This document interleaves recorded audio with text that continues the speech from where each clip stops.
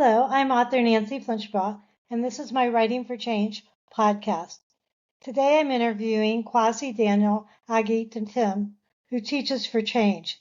We will be talking about his experience with the Witness Tree Institute of Ghana. Kwasi teaches mathematics, science, and creative arts to grades 7 through 9 at the Kpohe D Basic School, Ghana. He's also quite a musician, and for several years he has served as a music leader with the Witness Tree Institute of Ghana's summer program. Please join me in welcoming Kwasi.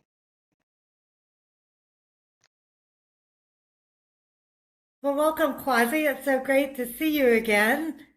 It's been great to see you too. weeks, a month since I left Ghana, I guess. So it's good to see you again. So I just would like to start by asking if you could tell me a little bit about yourself, how you decided to be a teacher, and what subjects you teach.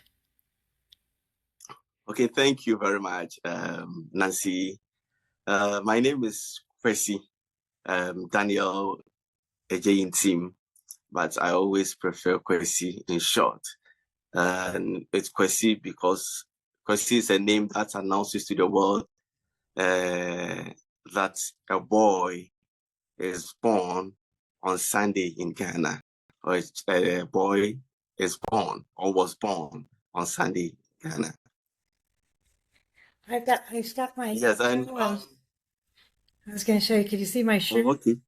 Agyei. I see you. I was born on a Monday or Sunday. Great. Go ahead. I didn't mean to interrupt you. But yeah. So my journey to teaching wasn't a sudden one, but I'll say was a passion that grew over time, because I believe teaching to teach is to build a nation, and the only means to build the nation is to be part of those great people who are ready, devoted to give all of themselves out to building a nation. So I just decided to toe that line to help build a nation. That's the future through the younger ones.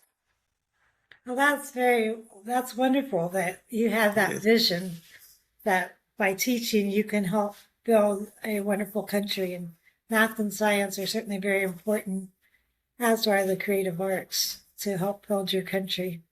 That's very cool. Yeah. So you've been involved with Witness Tree Institute of Ghana for a while. How did you get involved with that, and what's your involvement been? Okay. Witness Tree, I got involved by recommendation. My college vice principal by then, an aunt, recommended me to the Witness Tree, and I was privileged to be called. So I think she saw a spark in me that she thought would be beneficial to the group as the Witness Tree, and recommended me to the director, Satiti Kobla. And I was privileged. He called, yes. Okay, so they saw something in you. They thought you would be a great asset to the program. And you also, you are kind of the music director. You teach the music. How did you get involved in that part of Witness Tree? Wow. So, well, during the program, the first time I was called to join the program, I sang out of love, because I didn't have any direction as to which song to do or perform. But anytime we sat on the bus, anytime we are traveling, it just came naturally, and we sang on the bus. So I think Uncle Tete saw something and decided, oh, this guy might be good, and asked me to assume that position. And so it just kind of happened naturally, and then naturally, yeah. Tete decided to make it more intentional. Yes, Yes. So you So can, I don't even see that as an assignment. I see it's more of a natural discovery. He just saw that naturally and asked me to take that position. the singing is kind of part of the culture and part of your life in Ghana. So it's just something you do naturally. Was that what you would say? Yes, that's it. It was really nice that you shared that with us. And, I keep singing those songs. In fact, I'm trying to teach people here in Springfield how to sing Boy Ya Ya, because that's the Wait, easiest one because it's in English and we will sang it do it in before we church. leave. Yeah. Well, that's really nice that you can share that gift. How many years have you been involved with the Witness Tree group? I've been involved since 2021.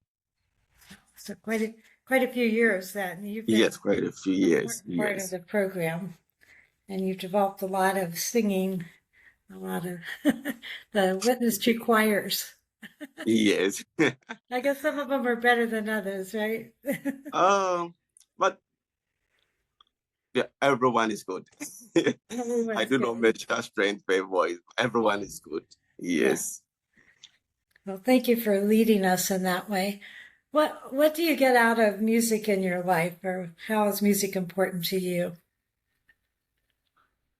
Wow. Well, for me, music is an unspoken language for the soul. So I see music as an unspoken language for the soul. Um, things that is difficult for us to express, let's say too painful or too inadequate to capture, let's say grievances, our joy. Uh, Music carries that weight by bridging that gap. So music carries the weight to bridge the joy, the grievances. Yes. So what I get from it, I know music, and I believe music is an unspoken language that carries weight of man. Yeah, let me put it that way. That's a beautiful way you say that. And Yeah. also I get what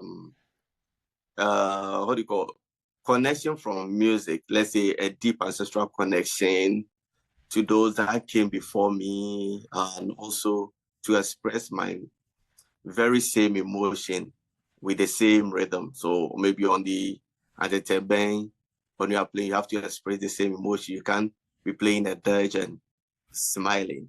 So I also get healing because anytime the dirge is played, is though it's to mourn the dead, but it brings this sense of healing in the melody of the dirge. There's a collective mourning that lightens individuals' pain. So it just lightens the pain. Some people just listen to the dirge and feel calm. Yes. So I'll say energies of festivals, music bring energy to, let's say, community. Anytime you sing together, you feel this sense of connectedness among yourselves in a community. That's beautiful. I do a lot of music also, and somebody asked me why do you do so, what do you like about music? And I don't think I had as good an answer as you do. But that's cool that it even connects you to your ancestors. And there's a music that's been passed along through the generations. And the drumming too, the drumming can be healing, right? That's Of the course, rhythms of the drum is like I find that very soothing, If you're upset or about things, it can really calm me down. Well, that's cool. So what would you say have been some of your greatest lessons from the Witness Tree program? okay, so my greatest lesson uh, is this sense of connectedness or sense of community, because I believe no teacher can carry the weight alone. No wise man once said, if you want to go fast, go alone. But if you want to go very far, you go with people. So when we all come together, like one of the things is when you come to witness tree, you feel this sense of community. We all share together. We all share emotions together, joy, laughter, and that is what is keeping the team or the I would say team alive. Because if a community without unity is a broken community.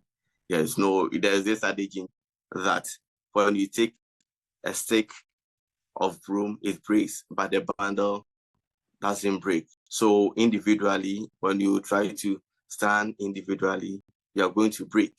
But when you stand together, you are going to be firm. Because there's this saying that iron sharpened iron.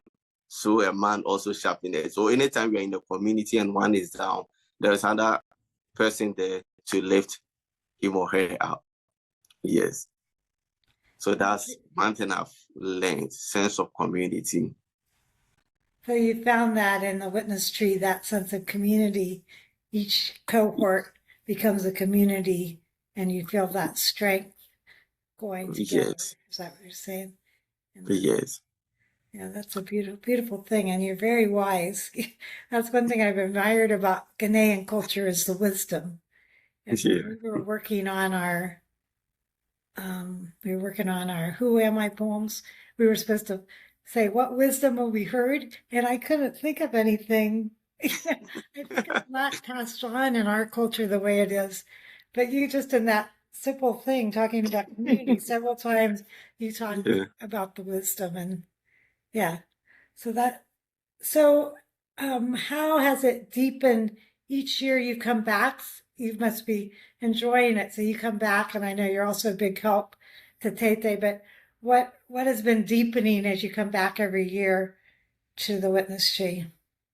What has deepened in me, I'll say witness tree has really deepened my identity, sense of identity. I thought I knew myself as a Ghanaian and also as a teacher, but the witness tree experience has added a layer to it because my knowledge is no more academics. Mostly our knowledge we just learn for the head. We don't practicalize them. So it has really added a layer. So now my knowledge is no more, it's more of emotions and spirituality. Yes. So it's no longer academics. And so I've gained this knowledge that a child who loses, let's say, the tradition or the culture is like a tree without a root. So my mission is to nurture those 4 roots to stand firm against any weather that blows at them. Yes. Oh, that's beautiful. More wisdom.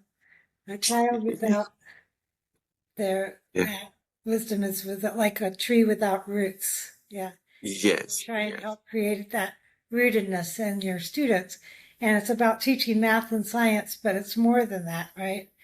Yeah. That's very important. Yes. So what I do is, though I teach math and science, I try to find ways to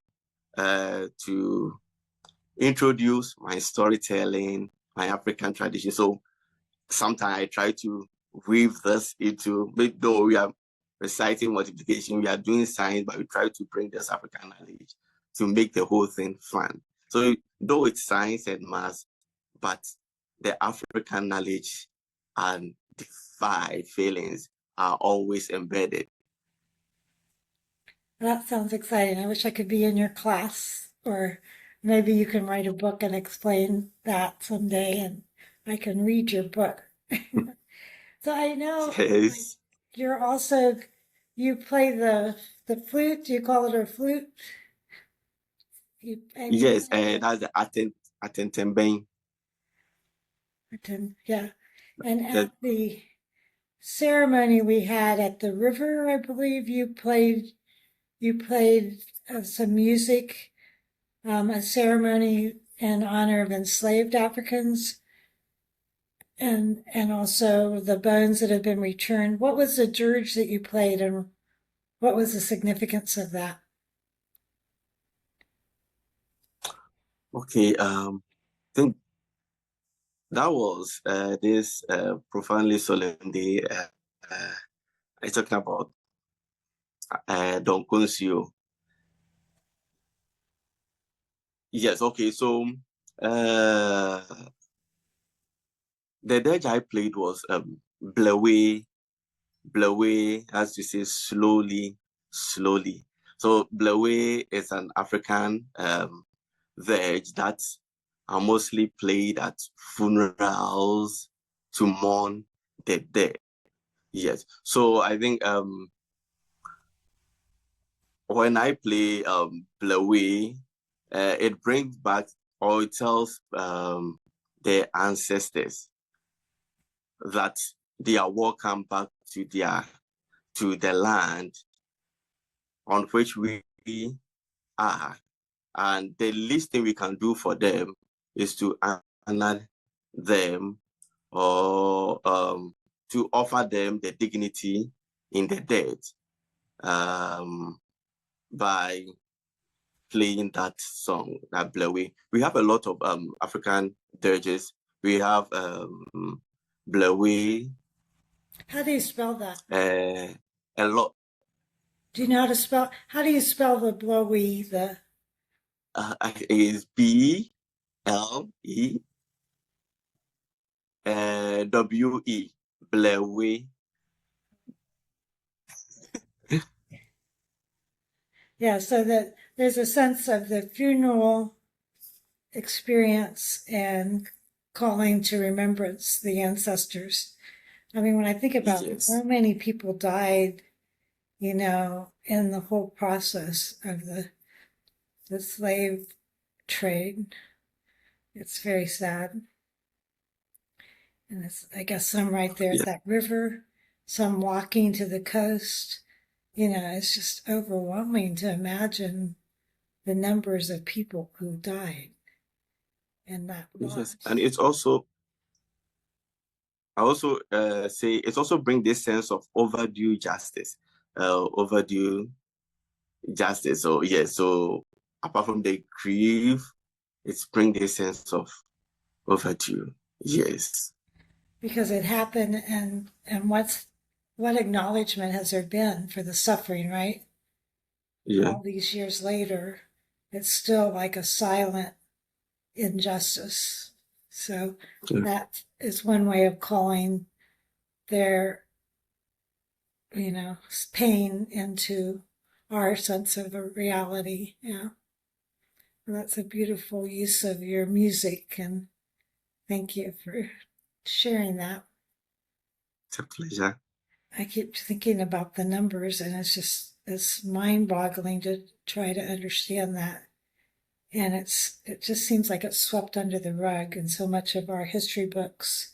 Before I came to Africa, I read about the slave ships, but then I came and saw the Cape Coast Castle, and the dungeons, and how many people never made it out of the dungeons. And then this time the walk, when we went to the museum, the Nanchim, I just think of all the people that died on the walk to the coast and then in the river. So you're also good at Ghanaian poetry and Appalachian. Could you recite a couple verses of an Akan Appalachian and translate it for us? Oh, yes, I'll try. I'll try. So let's take a simple one, like if we take the so there's just a paragraph of the appellation. That's to say, if from ancient we heard the Ashanti Kingdom has emerged but Asante, the Asante as a kingdom doesn't destroy, something like, yes, if I get it right. Yes. And we have another line like Ufri Quantintin, Kokonto Quantintin, Dinkudim Tintin, Abetribofie. You travel from far to fight, and you are crowned. You are crowned with the, or yes, you are crowned the with victor or victory, and you bring it home for celebration. So these are just few lines of the appellation. Yeah, but I'm not too sure with the translation. Mine is what I just did was what do you call the direct translation. I think I have to get it done. The right way, yes. Well, you probably think in several different languages. Do you have 2 or 3 languages, or how many languages do you think in? Yeah. Okay. With the appellation, it's often done the with the African what do you call the Akan language. We often do it with the African, like tree. Tree is more often done with either Kwapim tree or Asante tree.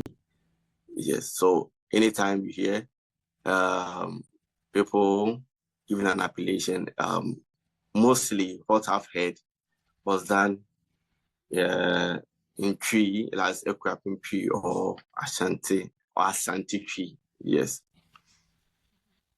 There's a lot of wisdom in those appellations, right? So learning to recite them and then to share them with others is a way of bringing the wisdom from the ancestors also. Yes. There is this sense of there are wisdom, because it's not just rhyming words. There's not what you call alliteration whereby we say, oh, the consonants are rhyming, or we don't say, or the vowel sounds are rhyming, but these are words of power and of wisdom. So anytime it's said, when you take time to decode it, you get to know that they are really speaking wisdom. Even just a word in an appellation can mean a whole paragraph. Yes. Well, must be very interesting to study that. And I think we could all benefit from that. And I think that's, Of course. yeah. Well, thank you for sharing those. So It's very interesting. yeah, that's I mean, it's very interesting. I would want you to try. okay. I will look it up. I can't read the other languages, but maybe I can read translations that are out there. Yeah, so I will look into it. And that's one thing that I learned, that there is a lot of wisdom in Ghana, and I appreciate that Witness Tree is trying to encourage everybody to learn from that wisdom, and it sounds like it's already part of who you are. And now you're trying to share that with your students and with me. And so hopefully I can still learn, even though I'm getting old. I was really impressed with the Ghanaian culture and the joy too, like the laughter, it's like There's so much joy. So the Witness Tree program is available to teachers from other countries, but also to the Ghanaian teachers. And so what would you hope, like if other Ghanaian teachers might be interested in the program, what would you tell them they might expect to get out of it? And would you encourage them to apply? Yes. I hope, the Kenyan teachers will emerge from the program with a renewed sense of pride and purpose. And if I say pride in our own pedagogical heritage, most of us do not really know much about our heritage. So I want to tell them to come with this renewed sense of what pride in our pedagogical heritage, in our ancient tradition, in storytelling, in community learning, apprenticeship. I want them to also immerse themselves as it is in the, let's say, the Western model or Western world, and also a sense of power, a sense of purpose, in understanding that we are not just teaching subject. You know, teachers initially, before, we were teaching content. We go, we deliver, but we have to also know there is a purpose. There's a reason to which we are there, and we are there to heal this innocent people, innocent children, or the innocent generation. You know, we are not only there to give out content, but also to heal this generation. We are helping our children to look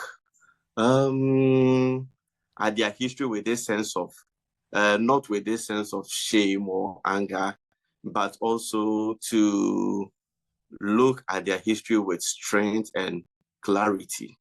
Yeah, so I hope to learn, I hope the learning is woven with the indigenous knowledge in everything. So when we go to class, we don't just go to teach content, but we have to fuse the indigenous language knowledge in it. And by doing so, it makes education truly relevant, and it empowers the children or the African children. Yeah, so that's a beautiful hope, for other Ghanaian teachers that they can join the program and experience some of what you've learned through it and learn to Yes, incorporate that more into their teaching, which it sounds like one of the lectures we had, that there is a real intention in Ghana to make that part of the teaching in the schools. I think sometimes the whole teaching the whole child and also incorporating the ancestors, the storytelling, the music, the drumming, the wisdom from the past, So that would be a great way that Ghanaian teachers could help, learn more about that and incorporate it in their teaching. yes, So that's the only way. do you have a role model or somebody that's really played a role in influencing you in your teaching? Wow. Okay. I will say, I believe that there are reasons to meeting people in your life. Yes. So once you meet someone, there is a reason. So I wouldn't say I have this specific role model. I have a lot of people I'm looking up to. If I say I'm going to list names, you're not going to leave here. So I have a lot of people I look up to. Uh, Statiti Kobla, I look up to Professor Passington, I look up to uh, Professor Obri, I look up to a lot of people. Yes, so what I do is anytime I meet these people, those who carry the wisdom, I try to get at least small for myself to live. Yes. Yeah, so you've had a lot of wisdom, a lot of help, and a lot of people who've led you over the years. Yeah. So you're very rich in learning. It's not just one person, but it's a lot of people, a Yeah. community that Yeah. has taught you, right?